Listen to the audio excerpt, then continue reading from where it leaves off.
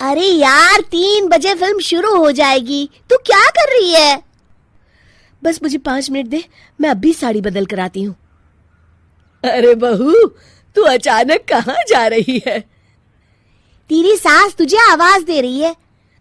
अरे छोड़ ना, ये बुढ़िया कभी नहीं सुधरेगी। क्या हुआ माँ जी? मैंने आपको कितनी बार मना किया है कि मुझे जाते हुए टोका मत कीजिए।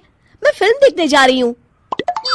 तू अभी चली जाएगी तो मेरे लिए खाना कौन बनाएगा बहू?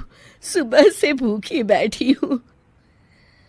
अरे माँ जी, आप कौन सा घर का काम करती हो जो आपको भूख लगी है? अच्छा, मुझे देर हो रही है, चलना रीटा। अंजलि के जाते ही सीता देवी अपनी किस्मत को कोसते हुए सारा दिन घर में भूखी बैठी रहती हैं। इस तरह अंजलि अपना बहू होने का कर्तव्य कभी नहीं निभाती थी। वहीं दूसरी तरफ अपनी सास के खाते से पैसे निकाल के अपने शौक पूरे करती थी। लेकिन सीता देवी इस उम्मीद पर थी कि एक दिन उसकी बहू सुधर जाएगी। फिर एक दिन सीता देवी की जुड़वा बहन गीता देवी वहां आती है।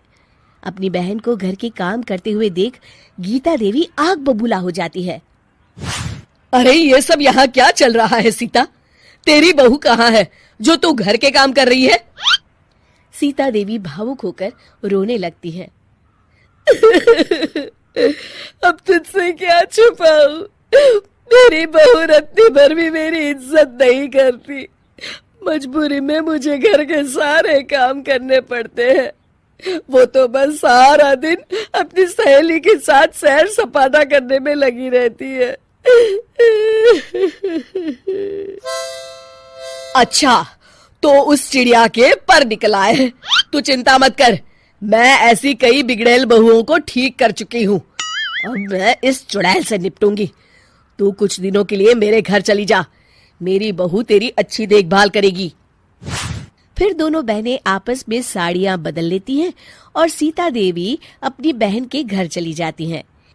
देर रात अंजलि जब घर आती है तो अपने कमरे का नजारा देख उसकी आंखें फटी की फटी रह जाती है। हे राम, मेरे कमरे का एसी कहाँ चला गया?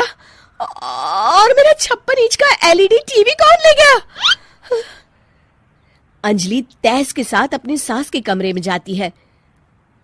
तभी वो देखती है कि उसके कमरे का एसी और टीवी उसकी सास के कमरे में लगा है और गीता देवी आराम से एसी की हवा खाते हुए सास बहू सीरियल का मजा ले रही है। अच्छा, तो ये सब इस बुढ़िया की कारस्तानी है। अभी इसे बताती हूँ। ये सब क्या है माँ जी? आपकी हिम्मत कैसे हुई मेरे सामान को हाथ लगाने की? क्यों बहू, ये सारा सामान तूने तेरे पिताजी के पैसों से खरीदा है क्या? हैं? लगता है तू भूल गई कि ये सारा सामान मेरे पैसों से आया है, इसलिए मैं अपनी सारी चीजें अपने कमरे में उठा लाई। तुझे कोई एतराज है? चल जा यहाँ से, सीरियल का मजा किरकिरा मत कर। गीता की बातों का कोई जवाब नहीं बनता देख अंजलि अपने दांत पीस कर रह जाती है। अगले दिन रीटा और अंजलि शॉपिंग पे जाने की तैयारी करती हैं। अंजलि जैसे ही अपनी स्कूटी पर बैठती है तभी गीता देवी स्कूटी की चाबी निकाल लेती हैं। अरे, ये स्कूटी कहाँ लिए जा रही है? ये भी मेरी कमाई की है। माँ जी, ये तो आप हद कर रही हैं। मैं बाहर पैदल जाऊंगी क्या? हाँ, पैदल जा। वैसे भी तुझे घूमने का शौक है, मुझे नहीं।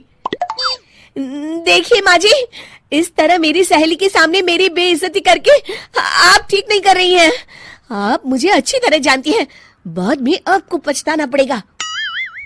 अच्छा, तो तू नहीं सुधरने वाली? मेरे ही घर में मुझे ही धमकी दे रही है?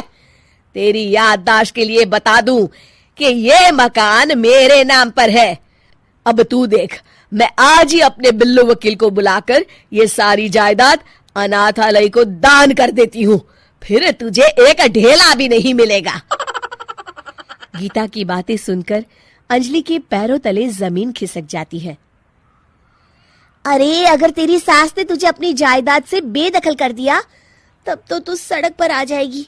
मैं तो कहती हूँ चुपचाप अपनी सास से माफी मांग ले अंजलि। हाँ, तू बिल्कुल सही कहती है, मेरी सास का कोई भरोसा नहीं है। अरे नहीं नहीं माँ जी, ऐसा गजब मत करिए। आज के बाद मैं आपको कोई तकलीफ नहीं दूंगी और घर के सारे काम ना मैं ही कर लूंगी। मैं आपको एक अच्छी बहू बनकर दिखाऊंगी। कुछ दिनों के बाद, ये लीजिए माँ जी, आराम से गाजर का हलवा खाइए। खुशबू तो बहुत अच्छी है। हाँ माँ जी, वैसे मैंने सब काम कर लिया है, तो मैं आपके पैर दबा दूं? आप आराम से हलवा खाइए। इस तरह गीता देवी अंजलि को सही रास्ते पर ले आती हैं और सीता देवी वापस अपने घर में आकर रहने लगती हैं।